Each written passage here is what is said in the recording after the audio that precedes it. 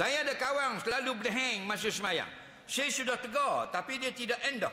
Macam mana solat dia? Tak. Saya nak tegur, saya nak tegah pun, saya jahil kok. Tak kira jahil tak jahil pun benda yang salah, kita tegur. Dengar baik-baik. Bila kita semayang, tak boleh bercakap. Bercakap dengan siapa tak boleh? Bercakap dengan lain daripada Allah. Cakap dengan Allah boleh. Faham? Contoh cakap dengan Allah, kita dengar Tok Imam baca ayat syurga, kita sebut, masa imam baca tu kita kata Allahumma ja'alni minhum. Hukumnya harus. Tak batal mayang. Ha, ya Allah masukkan aku kalangan ahli syurga juga. Faham lagi? Dah? Ha, itu cakap dengan Allah. Yang tak boleh kita cakap dengan lain pada Allah, cakap dengan manusia lah biasanya. Sebab Nabi kata inna hazihi solah la yasluhu fi syai'un min kalamin nas. Semayang ini tak patut kita ada percakapan dengan orang.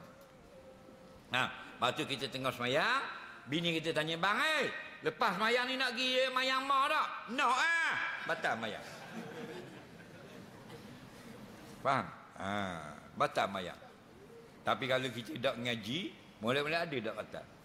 Ada 3 orang dia pergi mengai gigi. Tok Imam surat.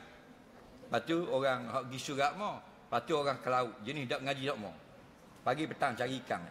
Dia ngai gigi pukul 5 petang, lepo. Ikan kemur dalam air, bong, upang. Tak makan. Bila tak makan, mayat garik jemaah. Tok Imam, 2 orang belakang. Tengah-tengah jadi mayat garik, sambor ikat gigi. Seret ni bila sambor di ikat gigi, gelepor. Gelepor seret, betul tak? Atas dek. Hak jahil ni, ikan makan, ikan makan. Tengah mayat dia kata ikan makan. Ikan makan. Hak ngaji ni kata, hei, semayang tak boleh cakap.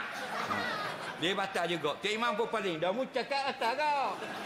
3 ekor batal. Nak apa? Kalau semayang tak boleh cakap. Okey?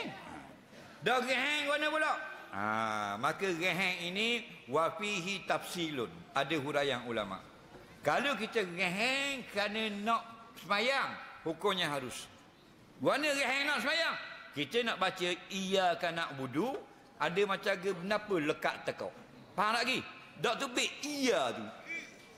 Kita iyyaka na'budu. Hukumnya cak kata harus. Dah kalau geheng bukan kerana nak semayang, geheng ke orang. Contohnya tengah semayang, anak dia nak ambil pitih lah kecil ayah, nak beli aiskrim. Batal mayang. Kenapa? Khitab dengan orang. Atau di semayang luar, pitu kuci, tengah-tengah mayang asal, janda lalu. Itu. Hukumnya batal semayang juga. Okey? Faham lah tu? Jadi kawan mu ni geheng, tanya dulu. Ada orang nyakit geheng.